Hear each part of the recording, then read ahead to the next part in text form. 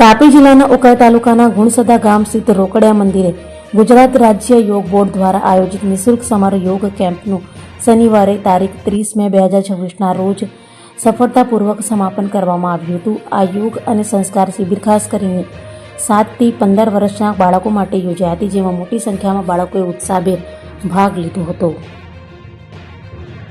કાર્યક્રમમાં સ્પર્શ સોશિયલ ફાઉન્ડેશનના ઓપરેશન હેડ શ્રી માધુકાર વર્મા, આસિસ્ટન્ટ મેનેજર શ્રી જીતેન્દ્રભાઈ પાલ સાથે ડોક્ટર સ્મિતભાઈ લેંડે, તાપી જિલ્લા યોગ કોઓર્ડિનેટર શ્રીમતી જ્યોતિ મહાલે, ઉકાઈ તાલુકા યોગ કોચ શ્રીમતી શિખા જય શાહ સહિત અન્ય યોગ ટ્રેનરો ઉપસ્થિત રહ્યા હતા. કાર્યક્રમ દરમિયાન મહાનુભાવોને ફૂલ છોડ અર્પણ કરી સન્માનિત કરવામાં આવ્યા હતા. આ સમર યોગ કેમ્પ 16 મે થી 30 મે 2026 દરમિયાન યોજાતો. કેમ્પ દરમિયાન બાળકોને વિવિધ યોગાસનો, પ્રાણાયામ, શારીરિક તંદુરસ્તી, માનસિક સ્વાસ્થ્ય તેમજ સારા સંસ્કારો અંગે માર્ગદર્શન આપવામાં આવ્યું હતું.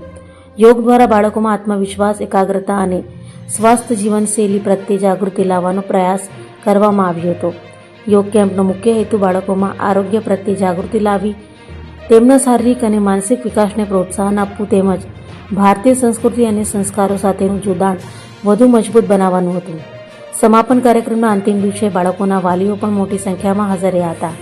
વાલીઓએ યોગ કેમ્પના આયોજનની પ્રશંસા કરતા જણાવ્યું હતું કે બાળકોને યોગ સાથે જીવન મૂલ્યો, શિસ્ત અને આરોગ્ય સંબંધિત મહત્વપૂર્ણ જ્ઞાન પ્રાપ્ત થયું છે. તેમણે જણાવ્યું કે યોગને દૈનિક જીવનનો અભિન્ન ભાગ બનાવવો આજના સમયમાં અત્યંત જરૂરી બની ગયો છે. કાર્યક્રમના અંતે આયોજકો દ્વારા તમામ સહભાગી બાળકો, વાલીઓ, ઉપસ્થિત મહાનુભાવોને આભાર વ્યક્ત કરવામાં આવ્યો હતો. નમસ્કાર.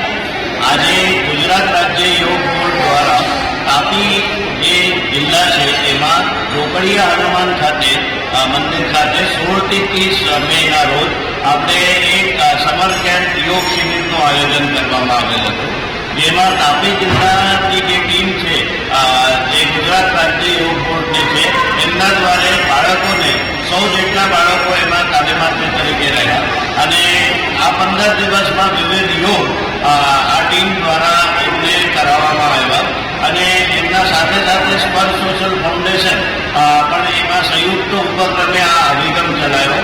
આજે એનો છેલ્લો દિવસ હતો, જેમાં આજે બાળકોને વિવિધ કીટનું પણ ડિસ્ટ્રીબ્યુશન અહીંયાથી કરવામાં આવે છે.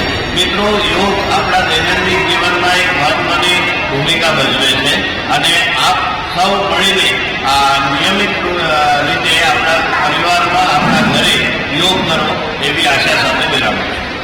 ये हमारे पेपर और स्पर्श फाउंडेशन के एक लाइव प्रोग्राम है, एक कम्युनिटी कॉर्पोरेट सोशल रिस्पॉन्सिबिलिटी के ऊपर एक कम्युनिटी डेवलपमेंट प्रोग्राम है और इसमें हम ऑलरेडी 10 इंडिविजुअल गैस यूनिट हम ऑलरेडी कर चुके हैं आसपास के गाँवों में और ये पहले जो कम्युनिटी वाली बायोगैस प्लांट है ये पहली वाली हम इसको एक प्रोटोटाइप या पायलट टाइप में हम इसको कर रहे हैं.